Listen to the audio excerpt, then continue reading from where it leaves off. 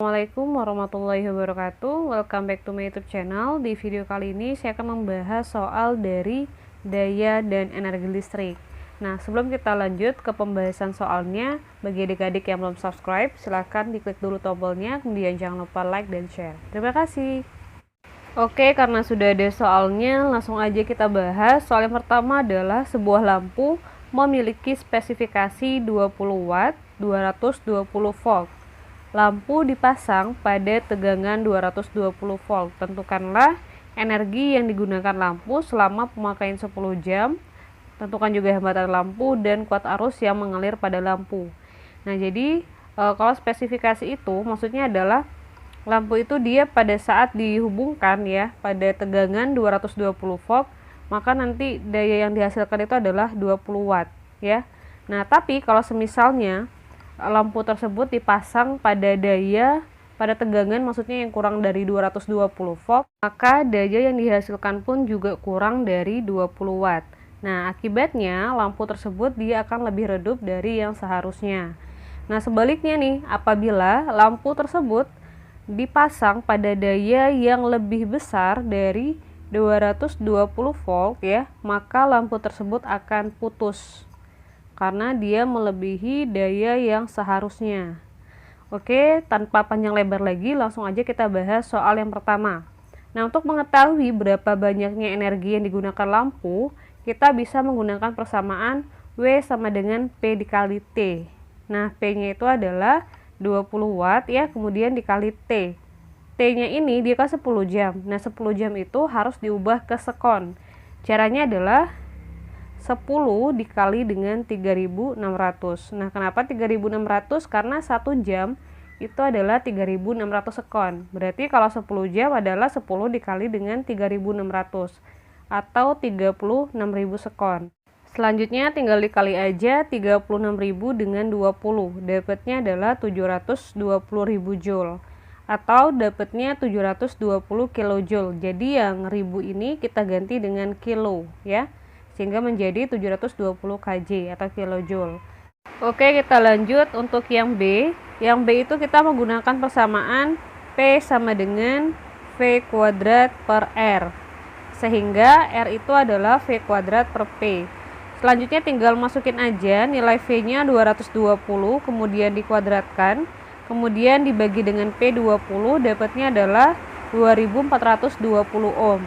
Selanjutnya, untuk menghitung berapa arus yang mengalir pada lampu, kita bisa menggunakan persamaan dari hukum Ohm, yaitu V sama dengan I dikali R, atau I sama dengan V per R. Tinggal masukin V-nya 220 dan R-nya 2420, sehingga diperoleh hasil I sebesar 0,09 ampere. Oke, kita lanjut ke pembahasan soal yang nomor 2. Perhatikan gambar berikut ini. Apabila keempat lampu identik, maka pernyataan berikut yang tepat adalah, nah untuk pernyataan yang pertama adalah L4 atau lampu 4, berarti yang ini nyala paling terang. Yang kedua adalah L1 lebih terang daripada L2. Yang ketiga adalah L2 dan L3 sama terang. Dan yang terakhir, jika L2 mati, maka semua lampu pasti mati. Oke, langsung kita bahas saja. Nah, untuk menyelesaikan soal ini kita bisa menggunakan persamaan P sama dengan V kuadrat per R ya, atau juga bisa P sama dengan I kuadrat dikali R. Nah, di sana kita bisa melihat bagaimana hubungan antara P dengan V kuadrat, atau juga bisa hubungan antara P dan I kuadrat. Nah, di sini terlihat bahwasanya P dan V kuadrat itu dia berbanding lurus. Artinya semakin besar tegangannya, maka daya listriknya pun juga semakin besar. Sebaliknya, apabila dayanya semakin kecil, maka daya listriknya pun juga semakin kecil. Kemudian, bagaimana sih hubungan antara daya listrik dengan terang ataupun redupnya suatu lampu? Nah, hubungannya adalah apabila dayanya itu semakin besar, maka lampu tersebut akan semakin terang. Sebaliknya, apabila dayanya kecil, maka lampu yang menyala pun juga akan semakin kecil, dalam arti dia akan lebih redup. Nah, gitu ya konsepnya. Nah, sebelumnya kita lihat dulu bagaimana nilai V pada setiap hambatan. Nah, untuk mengetahui bagaimana nilai V-nya, adik-adik bisa lihat lagi untuk materi rangkaian seri dan paralel, adik-adik lihat ya bagaimana hubungan antara V pada rangkaian seri dan paralel. Pada rangkaian seri, V itu adalah V1 tambah V2 ditambah seterusnya. Sementara pada rangkaian paralel, V itu sama dengan V1 sama dengan V2 sama dengan seterusnya. Oke, langsung aja kita lihat bagaimana nilai-nilai pada V1, V2, V3, dan V4-nya. Nah, di sini kita fokus ke V4 dulu. V4 ya, atau tegangan pada R4 itu dia lebih besar dari tegangan pada rangkaian paralel. Nah, rangkaian paralel itu adalah yang ini nih, 1, 2, 3. Nah, kenapa V4 itu lebih dari Vp? Karena rangkaian paralel itu dia bertujuan untuk mengecilkan tegangan. Sehingga tentu saja V4 itu lebih dari Vp. Jadi V4 itu dia memiliki tegangan yang paling besar yang pertama. Langsung aja kita tulis di sini V yang paling besar adalah V4. Kemudian kita lihat lagi di sini ada R1, R2 dan R3. Nah, pada rangkaian paralel ya, V1 itu dia akan sama dengan V pada rangkaian ini. Nah, karena dia berupa rangkaian seri, berarti V1 sama dengan Vs.